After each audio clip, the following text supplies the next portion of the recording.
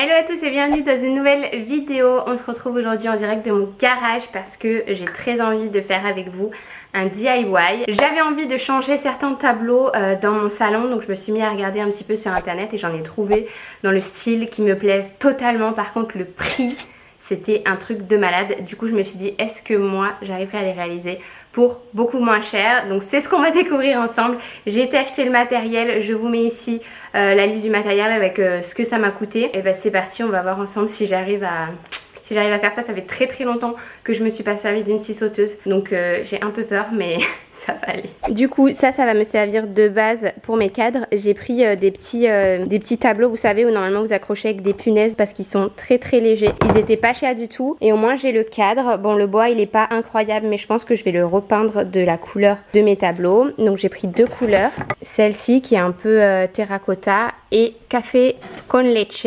J'ai pris aussi un primer pour qu'ensuite les couleurs adhèrent bien, ma petite scie sauteuse, j'ai pris des pinceaux et ensuite j'ai pris plein de petites chutes de bois. En fait ça coûtait beaucoup moins cher que d'acheter une grosse planche, et comme ça aussi j'ai plusieurs hauteurs de bois. Et j'aurai aussi besoin de colle. J'avais déjà celle-ci à la maison, donc je pense que j'utiliserai celle-là pour fixer du coup mes morceaux de bois sur mon tableau.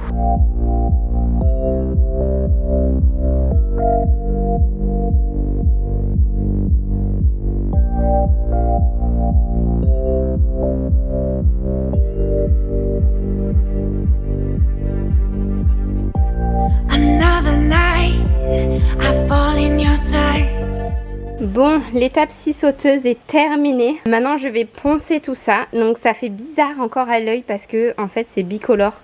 Mon bois il n'est pas de la même couleur que le fond, alors qu'ensuite quand je vais peindre ça sera complètement uni. Donc je pense que ça changera totalement d'aspect. Mais je suis pas mal satisfaite de mes formes.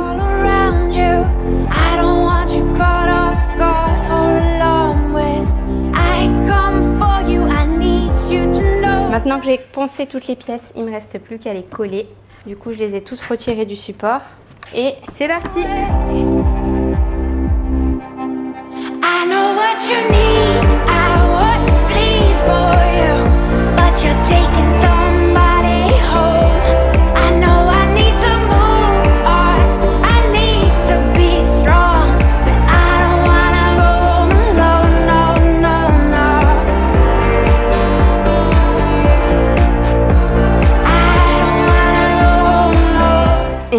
Je laisse sécher avec des trucs lourds que j'ai trouvé dans mon garage dessus. Et le deuxième aussi, je vais les laisser bien sécher tranquillement. Et ensuite, j'attaquerai la peinture.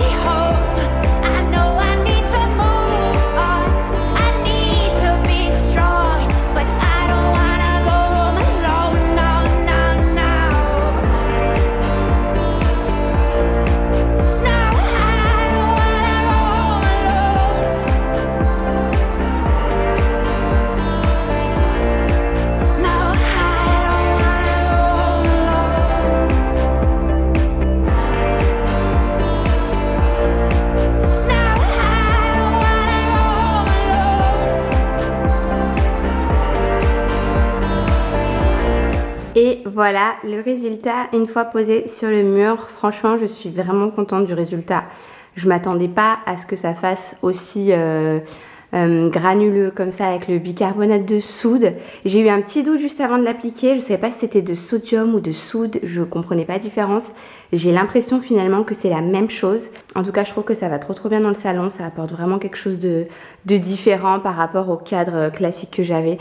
En fait, quand on a déménagé, il y avait déjà des petits crochets sur les murs et on a juste posé nos anciens tableaux par-ci, par-là. Mais j'ai pas du tout envie de les laisser comme ça. Ici, j'ai vraiment envie d'aménager le mur, de repenser l'espace et tout.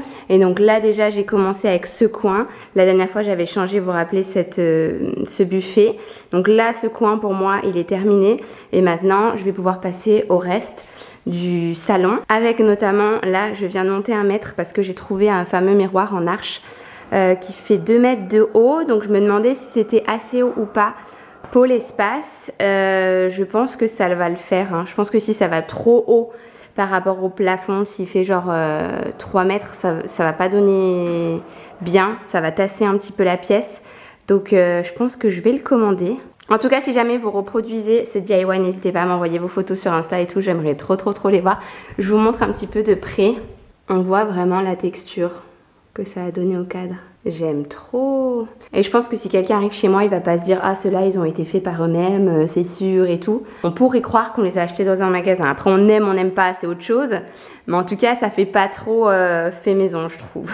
Bon les gars, l'heure est grave. On est lundi matin et c'est le premier jour du départ en congé mat de ma soeur Laura. Elle part pendant jusqu'à janvier, elle m'a dit. Hein. Elle part jusqu'à janvier et je sais pas comment je vais... je sais pas comment je vais faire. Déjà ce matin, je lui ai envoyé une photo là de moi en train de pleurer.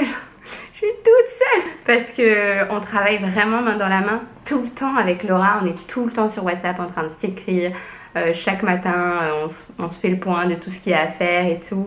Et quand on y réfléchit, en fait, je suis autant sa boss que elle est ma boss. Parce que des fois, j'ai vraiment l'impression que c'est plus elle. Parce qu'elle est tout le temps là en train de me dire « Oublie pas de faire ça, oublie pas de faire ça, t'as pensé à faire ça, là il faut que tu fasses ça et tout. » Mais genre vraiment à me rappeler les choses pendant 1000 fois. Et là, non seulement il va falloir que je gère tous les mails, il va falloir que je monte toutes mes vidéos, il va falloir que je me rappelle à moi-même tous les trucs importants à faire.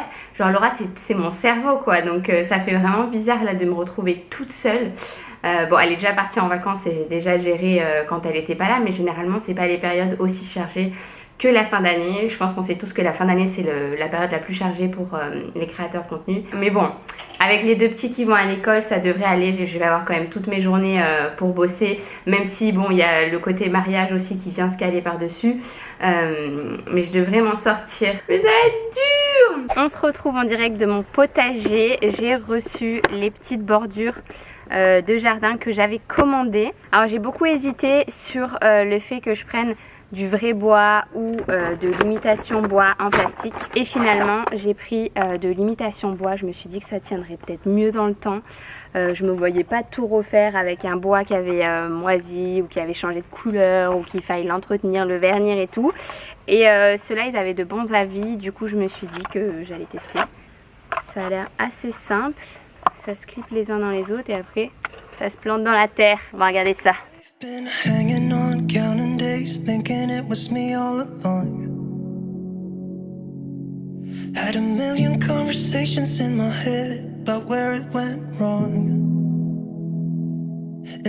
Voilà l'idée du coup. Le but c'est d'en mettre tout le long de partout, mais c'est fatigant hein. De loin, on n'a même pas l'impression que c'est du plastique. On croit vraiment que c'est du vrai bois, je trouve. C'est vraiment la même couleur que là nos marches. Donc je suis trop contente.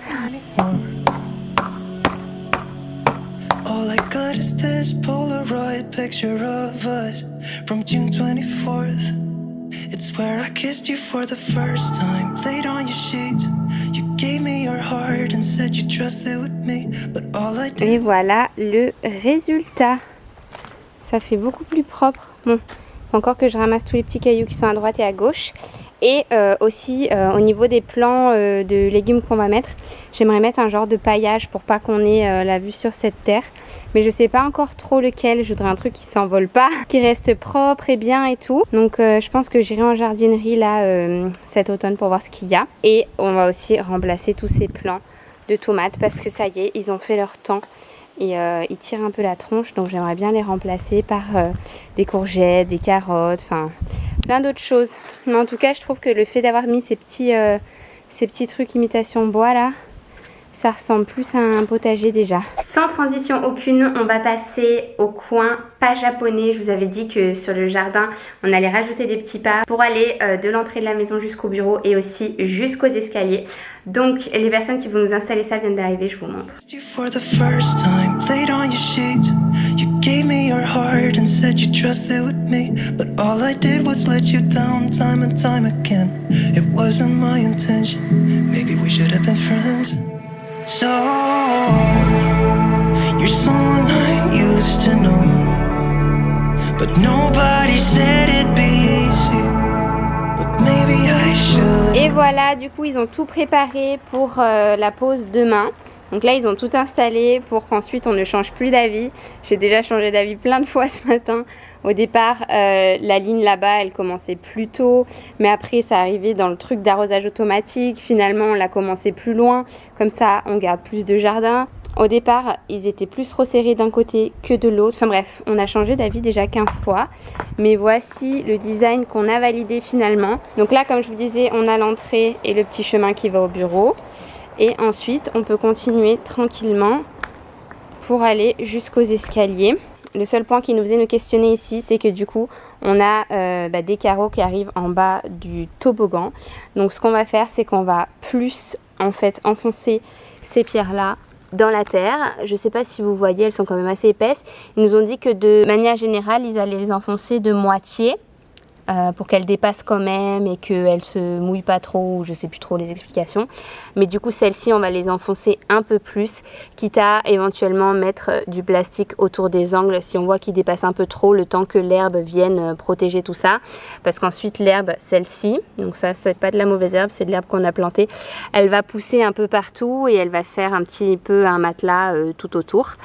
Et voilà, d'ailleurs petite update gazon au passage, hein, vous voyez que ça a quand même bien verdi, même si c'est pas terminé, mais on en profite justement de pas avoir de gazon pour faire ça, parce que si vous en avez déjà, faut retirer des plaques de gazon, recreuser, redrainer et tout, c'est une galère. Mais en tout cas j'aime bien parce que ça va vraiment raccorder la maison qui est quand même très carrée avec notre jardin qui était plus arrondi. Donc en fait ça fait un petit lien entre les deux. Et voilà, les pas japonais, je trouve que ça fait vraiment super beau, super classe, donc je suis trop contente d'en avoir enfin.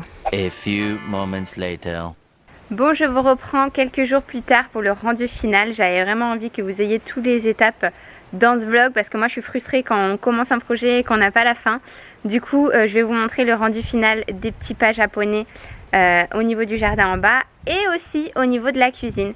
Donc vous figurez pas sur l'herbe et l'état du gazon, vous savez que c'est en cours de pousse, donc c'est pas du tout joli l'herbe. Par contre les pas eux sont terminés, je vous montre. Ça y est, ils ont été installés comme vous pouvez le voir. Ils les ont bien enterrés pour qu'ils ne dépassent finalement pas du tout, parce qu'ils nous ont dit que sinon les bords étaient assez coupants, donc du coup ils les ont vraiment bien enterrés.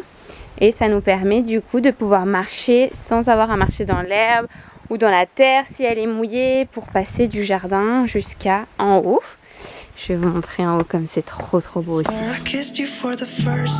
Bon, il faut s'imaginer que là on aura une cuisine d'été et plus une déchetterie. Donc du coup voilà les petits pas. Ici l'herbe elle a poussé un petit peu plus vite de ce côté là, donc on se rend un petit peu plus compte. Mais du coup on a un côté qui va sur la terrasse et un autre qui va vers notre coin barbecue et tout ça. Donc voilà, on a voulu en mettre plusieurs pour pas piétiner et détruire l'herbe quand on est là au niveau de la cuisine d'été. Ici je me suis posé la question à savoir est-ce qu'on rajoutait ou pas un demi-pas, mais sans, je trouvais que ça faisait bizarre. Avec, je trouve que ça fait bizarre aussi. Je trouve que dans tous les cas ça aurait fait bizarre. À voir après quand on aura la cuisine là-bas. Du coup je vais terminer le vlog ici. Faites pas attention au bazar derrière. Hier on a terminé le shoot Ivy Lista avec Roxane. On a shooté énormément de pièces. Je pense qu'on en a shooté 20 ou 30. Ça sort toutes les 2 semaines, mais là on a voulu prendre de l'avance puisque la semaine prochaine je vais en France. Ça sortira dimanche, les premières pièces qu'on a shootées. N'hésitez pas à aller faire un tour sur le site. Je sais pas quand est-ce que je vais poster ce vlog, mais n'hésitez pas à aller faire un tour parce que c'est trop canon. Quelques-unes de mes pièces préférées ici. J'aime tellement ce pull. En plus il est hyper agréable à porter. Cette petite chemise légère avec des manches longues, trop belle. Et celle-ci, la couleur est juste incroyable. Et j'aime beaucoup le col aussi au niveau du haut. Donc n'hésitez pas à aller voir les photos, hein, vous vous rendrez mieux compte avec les vêtements portés. Mais du coup, voilà tout ce que j'ai shooté. Ça fait énormément de pièces. Et il faisait chaud. Bon, on s'en est bien sorti franchement. En plus de ça, j'avais un énorme bouton ici. Il vient juste de rediminuer. Mais vous savez, quand il vient juste de sortir et que c'est le pire, qu'il est bien rouge et tout, c'est ce jour-là qu'on avait shooting. Du coup, sur toutes les photos, vous verrez, je tourne la tête à droite pour pas qu'on le voit. Bref, j'espère en tout cas que ce vlog vous aura plu. Je vous fais de très gros bisous et on se retrouve bientôt pour un prochain. Ciao.